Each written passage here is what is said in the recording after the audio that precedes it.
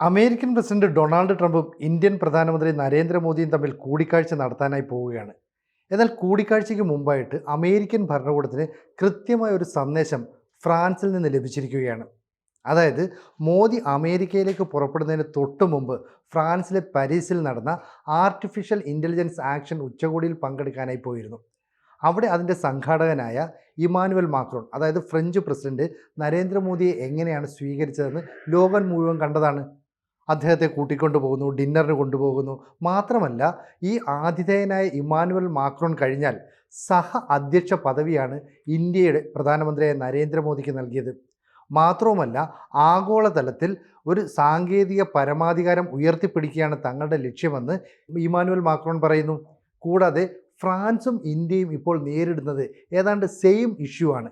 കാരണം അമേരിക്ക പോലെയുള്ള രാജ്യങ്ങളുമായി സഹകരണത്തിന്, വ്യാപാരത്തിനൊക്കെ ഇരു രാജ്യങ്ങളും തയ്യാറാണ്.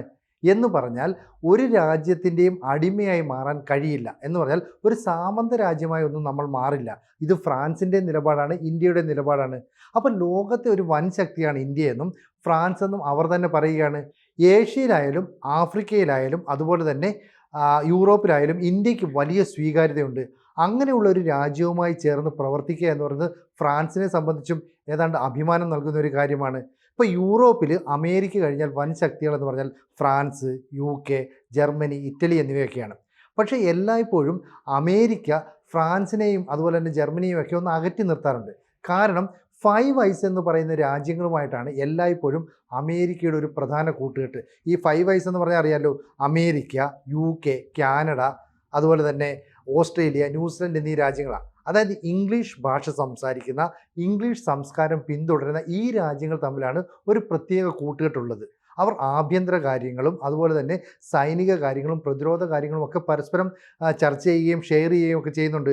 അതുകൊണ്ട് തന്നെ ഫ്രാൻസിനെയും ജർമ്മനിയെയും ഇറ്റലിയെയും ഒക്കെ എപ്പോഴും മാറ്റി നിർത്തുന്ന നിലപാടാണ് സ്വീകരിക്കുന്നത്. അതുകൊണ്ട് തന്നെയാണ് മറ്റൊരു പാർട്ണർ തങ്ങൾക്ക് വേണമെന്ന് ഫ്രാൻസ് ചിന്തിച്ചു തുടങ്ങിയത്. അപ്പം എല്ലായ്പ്പോഴും ഏതെങ്കിലും രാജ്യത്തിന് അടിമപ്പെട്ട് നിൽക്കുന്നതിനേക്കാൾ ഒന്ന് മാറി നിൽക്കുന്നതാണ് നല്ലതെന്ന് ചിന്തിക്കുന്ന രാജ്യമാണ് ഫ്രാൻസ്. ശരിക്കും പറഞ്ഞാൽ ഫ്രാൻസ് അമേരിക്കയിൽ നിന്ന് ഒരു പ്രത്യേക ഡിസ്റ്റൻസ് ഒക്കെ കീപ്പ് ചെയ്തിരുന്നു.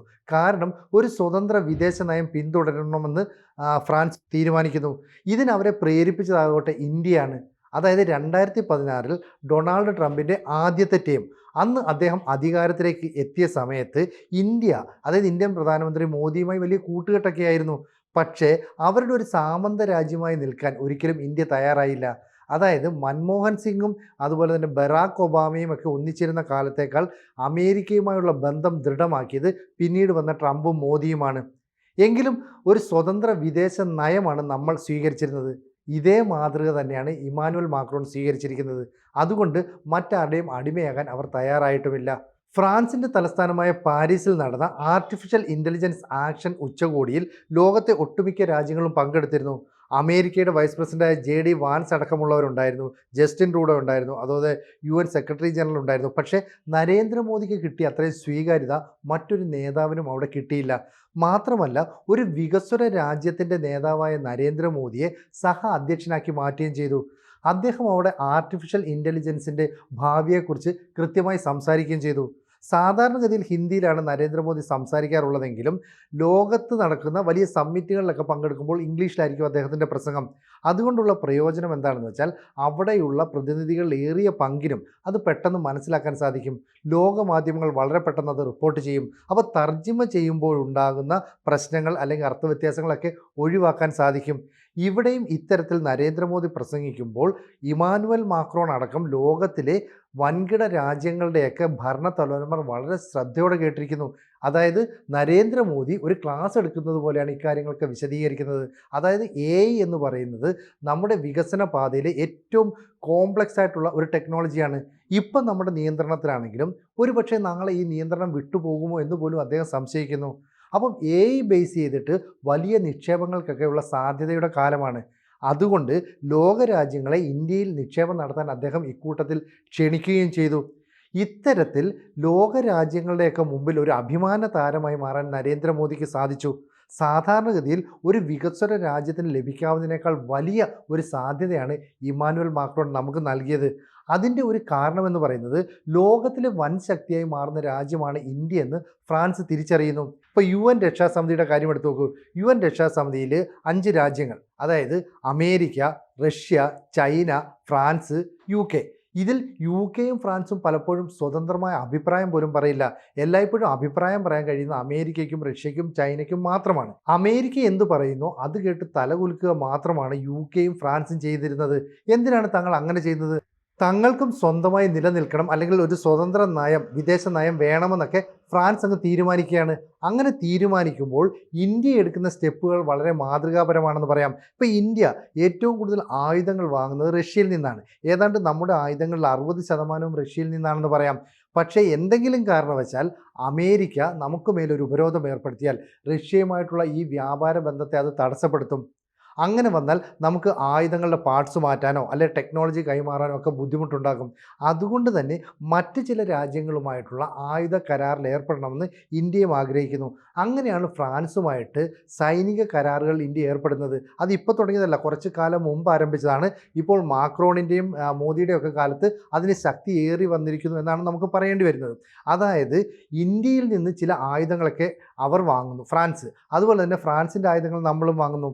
ഇപ്പം അമേരിക്കയിൽ നിന്ന് വ്യത്യസ്തമായി യൂറോപ്പിൽ ഒരു വേറിട്ട ടെക്നോളജി അവതരിപ്പിക്കുന്നത് എപ്പോഴും ഫ്രാൻസാണ്. അവർ സബ്മറൈൻ, അതായത് അന്തർവാഹിനികൾ, യുദ്ധക്കപ്പലുകൾ, യുദ്ധവിമാനങ്ങളൊക്കെ തന്നെ അവരുടെ ടെക്നോളജി ഉപയോഗിച്ച് പ്രാദേശിക തലത്തിൽ തന്നെ ആ രാജ്യത്ത് നിർമ്മിക്കുകയാണ്. അതുപോലെ തന്നെയാണ് ഇന്ത്യയും തേജസ് യുദ്ധവിമാനം ഉൾപ്പെടെ നിർമ്മിക്കാനായിട്ട് ശ്രമിക്കുന്നു. അങ്ങനെയുള്ള സാഹചര്യത്തിൽ റാഫേൽ യുദ്ധവിമാനങ്ങൾ നമ്മൾ ഫ്രാൻസിൽ നിന്നാണ് വാങ്ങിയത്. ഇപ്പോൾ 22 യുദ്ധവിമാനങ്ങൾ വാങ്ങാനുള്ള ഓർഡർ നൽകുകയും ചെയ്തു. നേരത്തെ അമേരിക്കയോട് നമ്മൾ F-35 പോലെയുള്ള യുദ്ധവിമാനങ്ങൾ ആവശ്യപ്പെട്ടിരുന്നു. പക്ഷേ അമേരിക്ക അതിനോട് അത്ര പോസിറ്റീവായിട്ടല്ല പ്രതികരിച്ചത്. ഇപ്പോൾ ഡൊണാൾഡ് ട്രംപും അതുപോലെ തന്നെ ഈ ഇന്ത്യൻ പ്രധാനമന്ത്രി നരേന്ദ്രമോദിയും തമ്മിൽ കൂടിക്കാഴ്ച നടത്തുമ്പോൾ പ്രധാനമായും ചർച്ച ചെയ്യുന്ന ചില വിഷയങ്ങളുണ്ട്. അതായത് ആഗോള ഭീകരവാദവുമായി ബന്ധപ്പെട്ട പ്രശ്നങ്ങൾ, അതുപോലെ തന്നെ സുരക്ഷയുമായി ബന്ധപ്പെട്ട പ്രശ്നങ്ങൾ, സാങ്കേതിക മേഖലയിലുള്ള വികസനം, സഹകരണം, അതുപോലെ തന്നെ കച്ചവടം, ട്രേഡുമായി ബന്ധപ്പെട്ട കാര്യങ്ങൾ, അതായത് താരിഫ് ചുമത്തുന്നതുമായി ബന്ധപ്പെട്ട പ്രശ്നങ്ങൾ, ഇതെല്ലാം തന്നെ ചർച്ചാ വിഷയമായി മാറും. ആ ചർച്ചാ വിഷയമായി മാറുമ്പോൾ ഇന്ത്യയും ഫ്രാൻസും തമ്മിൽ ചില ബന്ധങ്ങൾ പുലർത്തുന്നു എന്ന് അവർ മനസ്സിലാക്കുന്നു. അതായത് ഡൊണാൾഡ് ട്രംപ് ഭരണകൂടം മനസ്സിലാക്കുന്നു. നിലവിൽ ചാബഹാർ തുറമുഖം ഇറാനിൽ നിന്ന് ഏറ്റെടുത്ത് ഇന്ത്യയുടെ ഗുണത്തിന് വേണ്ടിയിട്ടാണ്. ഏതാണ്ട് $125 ബില്യൺ അവിടെ നമ്മൾ നിക്ഷേപം നടത്തി. കൂടാതെ ഇൻഫ്രാസ്ട്രക്ചറിൻ്റെ വികസനത്തിനായിട്ട് ഇറാനിലെ ചാബഹാർ തുറമുഖത്തും പരിസരത്തുമായിട്ട് $250 ബില്യൺ ഒരു വായ്പ നമ്മൾ തരപ്പെടുത്തി കൊടുത്തു. ഇതൊക്കെ ഉണ്ടായിട്ടും ഇപ്പോൾ ഇറാൻ അവിടെ ആണവായുധങ്ങൾ, അതുപോലെ തന്നെ മിസൈലൊക്കെ പരീക്ഷണം നടത്തുന്നു എന്ന് പറഞ്ഞതുകൊണ്ട് അവിടെ അവർക്ക് മേൽ ചില ഉപരോധങ്ങൾ, സാമ്പത്തിക സമ്മർദ്ദങ്ങൾ, ഇതൊക്കെ അമേരിക്ക ഏർപ്പെടുത്താൻ പോകുന്നു. ഇത് സത്യത്തിൽ പരോക്ഷമായി ബാധിക്കുന്ന ഇന്ത്യയെ കൂടിയാണ്. ഇനി അങ്ങനെ അവർ ചെയ്യുകയാണെങ്കിൽ ശരി, നിങ്ങൾ ചെയ്തോ, നിങ്ങളുടെ ഇഷ്ടം പോലെ, ഞങ്ങൾ ഞങ്ങളുടെ കാര്യം നോക്കിക്കൊള്ളാം. ഇതായിരിക്കും നരേന്ദ്രമോദി എടുക്കുന്ന നിലപാട്. അതുകൊണ്ട് തന്നെ ഡൊണാൾഡ് ട്രംപ് അല്ലെങ്കിൽ അമേരിക്കൻ ഭരണകൂടം വളരെ സൂക്ഷിച്ച് മാത്രമേ അടുത്ത സ്റ്റെപ്പ് വെക്കുകയുള്ളൂ. അമേരിക്കയുടെ അടുത്ത് നമ്മൾ F-35 യുദ്ധവിമാനം ചോദിച്ചപ്പോൾ അവർ പറഞ്ഞത് F-16 അഡ്വാൻസ്ഡായ F-21 യുദ്ധവിമാനം തരാം. അതായത് F-22 എന്ന് പറയുന്ന ആധുനിക യുദ്ധവിമാനത്തോട് ഏതാണ്ട് അടുത്ത് നിൽക്കുന്ന യുദ്ധവിമാനം. നമ്മൾ പറഞ്ഞു നമുക്കതിൻ്റെ ആവശ്യമില്ല, നമ്മൾ വേണ്ട എന്ന് പറഞ്ഞ് നിരസിച്ചു. മാത്രവുമല്ല, തേജസ് എന്ന് പറയുന്ന തദ്ദേശീയമായി നിർമ്മിക്കുന്ന യുദ്ധവിമാനത്തിൻ്റെ കാര്യത്തിൽ നമ്മൾ കോൺസെൻട്രേറ്റ് ചെയ്തു. അന്ന് അമേരിക്കയിലെ ജനറൽ ഇലക്ട്രിക്കൽ എന്ന് പറയുന്ന കമ്പനിയിൽ നിന്ന് F-404 എന്ന് പറയുന്ന എഞ്ചിൻ വാങ്ങാൻ നമ്മൾ തീരുമാനിച്ചിരുന്നു. പക്ഷേ പല കാരണങ്ങൾ പറഞ്ഞ് ബൈഡൻ ഭരണകൂടം അത് നീട്ടിക്കൊണ്ടു പോവുകയായിരുന്നു. അപ്പോൾ യുദ്ധത്തിൻ്റെ കാര്യത്തിൽ, അല്ല യുദ്ധോപകരണങ്ങളുടെ കാര്യത്തിലൊക്കെ ഇന്ത്യയെ ഒന്ന് അകറ്റി നിർത്തുന്ന നിലപാട് എപ്പോഴും അമേരിക്ക സ്വീകരിച്ചിട്ടുണ്ട്. ഇപ്പോൾ ഡൊണാൾഡ് ട്രംപിനെ പോലെ അല്ലാത്ത ഇന്ത്യൻ വിരുദ്ധനായ ഒരു പ്രസിഡൻ്റാണ് അമേരിക്കയിൽ വരുന്നതെങ്കിൽ നമ്മൾക്ക് ഇവിടെയൊക്കെ പ്രതിസന്ധി ഉണ്ടാക്കും. അതുകൊണ്ട് തന്നെ ഫ്രാൻസുമായിട്ട് ഉഭയകക്ഷി ബന്ധം ശക്തിപ്പെടുത്താൻ നമ്മൾ തീരുമാനിച്ചു. ഇമ്മാനുവൽ മാക്രോണും അതുപോലെ തന്നെ നരേന്ദ്രമോദിയും തമ്മിൽ ചർച്ച നടത്തിയപ്പോൾ ഉരുത്തിരിഞ്ഞു വന്ന പ്രധാനപ്പെട്ട ഒരു പോയിന്റ് എന്ന് പറയുന്നത് ഇരു രാജ്യങ്ങളും തമ്മിൽ പ്രതിരോധ മേഖലയിലും സൈനിക കാര്യങ്ങളിലും സൈബർ സുരക്ഷാ കാര്യങ്ങളിലും പരസ്പരം സഹകരിച്ച് പ്രവർത്തിക്കാനായിട്ട് തീരുമാനിക്കുന്നു. അപ്പോൾ കഴിഞ്ഞ കുറച്ചു കാലമായി അമേരിക്കയിൽ നിന്ന് ഒരു ഡിസ്റ്റൻസ് കീപ്പ് ചെയ്യുന്നു. അതായത് ഫ്രാൻസ് എന്ന് പറയുന്ന രാജ്യവും അമേരിക്ക എന്ന് പറയുന്ന വൻ ശക്തിയും തമ്മിലുള്ള ബന്ധത്തിൽ ചില വിള്ളലുകളൊക്കെ വീണിട്ടുണ്ട്. അവിടേക്കാണ് ഇന്ത്യ പതുക്കെ കടന്നു കയറുന്നത്. മാത്രമല്ല അവിടെ പ്രസംഗിക്കാനായിട്ട് നരേന്ദ്രമോദിയെ ക്ഷണിച്ചുകൊണ്ട് വന്നു എന്നുള്ളത് ലോക നേതാക്കളെയൊക്കെ അത്ഭുതപ്പെടുത്തിയ കാര്യമാണ്. ഈ പരിപാടിയൊക്കെ കഴിഞ്ഞ്, അതായത് ഫ്രാൻസിൽ നടന്ന ഈ AI ഉച്ചകോടിയൊക്കെ കഴിഞ്ഞിട്ട് എല്ലാ നേതാക്കളെയും കൂടെ ഒരുമിച്ച് നിർത്തി ഒരു ഫോട്ടോ സെഷനൊക്കെ സംഘടിപ്പിച്ചിരുന്നു. അപ്പോൾ ഈ ഫോട്ടോ സെഷൻ സംഘടിപ്പിക്കുമ്പോൾ സ്വാഭാവികമായും പ്രധാന നേതാക്കളായിരിക്കും മധ്യത്ത് വരിക. അപ്പം ഇതിൻ്റെ സംഘാടകൻ എന്ന നിലയിൽ ഇമ്മാനുവൽ മാക്രോൺ ഈ പറയുന്ന രാഷ്ട്രത്തലവന്മാരുടെയൊക്കെ ഗ്രൂപ്പ് ഒരുമിച്ച് നിൽക്കുമ്പോൾ മധ്യത്തേക്ക് നിൽക്കുന്നുണ്ട്. ഒപ്പം തൊട്ടടുത്തേക്ക് നിർത്തുന്നത് ഇന്ത്യൻ പ്രധാനമന്ത്രി നരേന്ദ്രമോദിയെ, തൊട്ടടുത്തായിട്ട് നിൽക്കുന്നത് UN സെക്രട്ടറി ജനറലായ അന്റോണിയോ ഗുട്ടറസിനെയാണ്. അപ്പോൾ കൂടെ അവിടെ അമേരിക്കയുടെ വൈസ് പ്രസിഡൻ്റായ JD വാൻസ് ഉണ്ട്, അതുപോലെ തന്നെ ജസ്റ്റിൻ ട്രൂഡോ, കാനഡയുടെ പ്രധാനമന്ത്രിയുണ്ട്, ഇനി ചൈനീസ് പ്രധാനമന്ത്രിയായ ലീ ക്യാങ് ഉണ്ട്. അപ്പോൾ ഇവരെക്കാട്ടിലൊക്കെ വലിയ പ്രാധാന്യമാണ് ഈ ഫ്രാൻസ് അല്ലെങ്കിൽ ഈ പറയുന്ന ഇമ്മാനുവൽ മാക്രോൺ നൽകിയത്. ഇത് സ്വാഭാവികമായും JD വാൻസ് അമേരിക്കൻ ഭരണകൂടത്തെ അറിയിക്കും, അതായത് ട്രംപിനെ അറിയിക്കും. അപ്പം നമുക്ക് നേരെ എന്തെങ്കിലും തരത്തിലുള്ള ഉപരോധങ്ങൾ, സമ്മർദ്ദങ്ങളൊക്കെ ഏർപ്പെടുത്തിയാൽ നമ്മളൊക്കെ അതിനെ അതിജീവിക്കുമെന്ന കൃത്യമായ സന്ദേശമാണ് അവിടെ എത്തിക്കുന്നത്. അതായത് ട്രംപും മോഡിയും കൂടിക്കാഴ്ച നടത്തുന്നതിന് മുമ്പ് തന്നെ ഇന്ത്യയും ഫ്രാൻസും തമ്മിൽ അതിശക്തമായൊരു ബന്ധം ഇവിടെ പുനഃസ്ഥാപിക്കുന്നു, അല്ലെങ്കിൽ ബന്ധം ഇവിടെ ശക്തമാക്കുന്ന നടപടികളിലേക്ക് പോകുന്നു. ഇപ്പോൾ ഫ്രാൻസ് ചെയ്യുന്നത് എന്താണെന്ന് വെച്ചാൽ ഇന്ത്യയിൽ DRDO നിർമ്മിച്ച അല്ലെ രൂപകൽപ്പന ചെയ്ത പിനാക്ക എന്ന് പറയുന്ന മിസൈൽ വാങ്ങാൻ തീരുമാനിച്ചു. 90 കിലോമീറ്റർ ദൂരപരിധിയിൽ കൃത്യമായി ലക്ഷ്യത്തിലെത്തിക്കാൻ കഴിയുന്ന ഈ പിനാക്ക മിസൈൽ 44 സെക്കൻഡിനുള്ളിൽ 12 തവണ ലോഞ്ച് ചെയ്യാൻ സാധിക്കും. അപ്പം ഇന്ത്യയിൽ നിന്ന് പിനാക്ക ഉൾപ്പെടെയുള്ള മിസൈലുകൾ ഫ്രാൻസ് വാങ്ങുന്നു. നമ്മൾ അവരിൽ നിന്ന് ഈ യുദ്ധവിമാനങ്ങൾ വാങ്ങുന്നുണ്ട്. നേരത്തെ വാങ്ങിച്ചതാണ് റാഫേൽ യുദ്ധവിമാനങ്ങൾ, അത് തന്നെ വീണ്ടും വാങ്ങുന്നു. അപ്പോൾ ഇന്ത്യയും ഫ്രാൻസും തമ്മിൽ പല കാര്യങ്ങളിലും ഒന്നിച്ചു നിൽക്കുന്നു എന്നാണ് ലോകത്തെ മനസ്സിലാക്കി കൊടുക്കുന്നത്. എല്ലായ്പ്പോഴും ലോകത്തെ ഒരു വൻ ശക്തി തന്നെയാണ് ഫ്രാൻസ്. അപ്പോൾ ഇന്ത്യയുമായി കൂട്ടുകൂടുന്നു എന്ന് പറഞ്ഞ് ഫ്രാൻസിനെതിരെ നിലപാടെടുക്കാൻ അവർക്ക് സാധിക്കില്ല അമേരിക്കയ്ക്ക്. കാരണം ഫ്രാൻസ് എന്ന് പറയുന്നത് UN രക്ഷാസമിതിയിലെ 5 രാജ്യങ്ങളിലൊന്നാണ്. കൂടാതെ അവിടുത്തെ ഇപ്പം യൂറോപ്യൻ യൂണിയൻ അതിൽ മെമ്പറാണ്. അതുപോലെ തന്നെ G7 ആ ഉച്ചകോടിയിൽ ഒക്കെ പങ്കെടുക്കുന്ന രാജ്യങ്ങളുടെ കൂട്ടത്തിൽ അംഗമാണ്. അതുപോലെ തന്നെയാണ് നാറ്റോ സഖ്യം, അതിലും ഒരു ശക്തിയാണ്. അങ്ങനെയുള്ള ഫ്രാൻസിനെതിരെ നിലപാടെടുക്കാൻ പറ്റില്ല. ഇനി ഇന്ത്യയുടെ കാര്യമെടുക്ക്, ലോകത്തിലെ തന്നെ ഏറ്റവും വലിയ ജനാധിപത്യ രാജ്യമാണ്, ഏറ്റവും വലിയൊരു ട്രേഡിൻ്റെ മാർക്കറ്റാണെന്ന് പറയാം. അതുപോലെ തന്നെ ഈ ആണവായുധ മേഖലയിൽ ഇന്ത്യ ശക്തി ആർജിച്ചതാണ്. സ്പേസുമായി ബന്ധപ്പെട്ട കാര്യത്തിൽ, സൈനിക കാര്യങ്ങളിൽ, അതുപോലെ തന്നെ ലോകത്തെ ഏതാണ്ട് 100ഓളം രാജ്യങ്ങളുമായി സൈനിക വ്യാപാരം നടത്തുന്നതിലൊക്കെ ഇന്ത്യ മുന്നിലാണ്. അങ്ങനെയുള്ള ഒരു ഇന്ത്യയും ഫ്രാൻസും തമ്മിൽ ഒന്നിക്കുമ്പോൾ സ്വാഭാവികമായും അമേരിക്കയ്ക്ക് അതൊരു വാണിംഗ് കൂടെയാണെന്ന് പറയാൻ പറ്റും.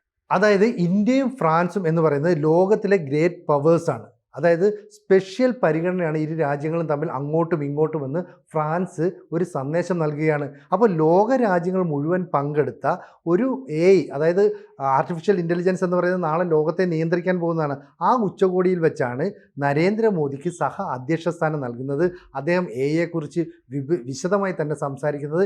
ഇമ്മാനുവൽ മാക്രോൺ അദ്ദേഹത്തെ സ്വീകരിച്ചു കൊണ്ടുപോയി ഞങ്ങൾ രണ്ടുപേരുമാണ് ഇനി ലോകത്ത് ഒരു AIയുടെ മേഖലയിൽ ശക്തി ആർജിക്കുന്നത്. നമുക്കറിയാം ഡൊണാൾഡ് ട്രംപ് അധികാരമേറ്റ ദിവസം തന്നെ AIയുമായി ബന്ധപ്പെട്ട $500 കോടി നിക്ഷേപം നടത്തുമെന്നൊക്കെ പറഞ്ഞു. അന്നാണ് ചൈന ഡീപ് സീക്ക് എന്ന് പറഞ്ഞിട്ട് AIയുമായി ബന്ധപ്പെട്ട ഒരു സോഫ്റ്റ്വെയർ ഒക്കെ പുറത്തിറക്കിയത്. ഇനി അടുത്ത ഊഴം ഇന്ത്യക്കും അതുപോലെ ഫ്രാൻസിനുമാണെന്നാണ് ഇമ്മാനുവൽ മാക്രോൺ പറഞ്ഞു വെക്കുന്നത്. അങ്ങനെയാണെങ്കിൽ ലോക രാജ്യങ്ങളെല്ലാം തന്നെ ഇനി ഫ്രാൻസ് ഇന്ത്യ കൂട്ടുകെട്ടിനെ അല്പം ഗൗരവത്തോടു കൂടി കാണണം. ഏതെങ്കിലും തരത്തിൽ ഡൊണാൾഡ് ട്രംപ് ഇന്ത്യക്കെതിരെ ഉപരോധം അല്ലെങ്കിൽ താരിഫ് വർധന, സാമ്പത്തിക സമ്മർദ്ദം എന്നിവയൊക്കെ പ്രത്യക്ഷമായോ പരോക്ഷമായോ നടത്തിയാൽ നമ്മൾ അതിനെ ഒന്നും മാനിക്കില്ല. പക്ഷേ അമേരിക്കയെ നേരിട്ട് പിണക്കാൻ നമുക്ക് സാധിക്കില്ല. കാരണം ഇന്ത്യയുടെ വലിയ വ്യാപാര പങ്കാളിയാണ് അമേരിക്ക. അതുകൊണ്ട് തന്നെ നമ്മുടെ ഒരുപാട് വികസന സ്വപ്നങ്ങൾ പൂത്തുലയണമെങ്കിൽ അമേരിക്കയുമായിട്ടുള്ള ആ സഹകരണം അതുപോലെ നിലനിർത്തണം. എന്നാൽ സമ്മർദ്ദങ്ങൾക്കൊന്നും നമ്മൾ വഴങ്ങില്ല. അതുപോലെ ഒരു സാമന്ത രാജ്യമായി അമേരിക്കയ്ക്ക് കീഴടങ്ങി നിൽക്കുകയുമില്ല. എന്തായാലും ഡൊണാൾഡ് ട്രംപും ഇന്ത്യൻ പ്രധാനമന്ത്രി നരേന്ദ്രമോദിയുമായി കൂടിക്കാഴ്ച നടത്തിയതിന് ശേഷം മാത്രമേ ഏതൊക്കെ നിലപാടുകളാണ് ഇരു രാജ്യങ്ങളും എടുക്കുന്നതെന്ന് വ്യക്തമാവുകയുള്ളൂ. എന്തായാലും ആ നിലപാടെടുക്കുന്നതിന് മുമ്പ് ഫ്രാൻസും ഇന്ത്യയും ചേർന്നുള്ള സഖ്യം ഡൊണാൾഡ് ട്രംപിനെ അല്പം ഭയപ്പെടുത്തുന്നുണ്ട് എന്ന് പറഞ്ഞാൽ ഒട്ടും അതിശയോക്തിയല്ല. കൂടുതൽ വാർത്തകളും വിശേഷങ്ങളും നിങ്ങളിലേക്ക് എത്താൻ ABC മലയാളം സബ്സ്ക്രൈബ് ചെയ്യുക, ബെൽ ബട്ടണും അമർത്തുക.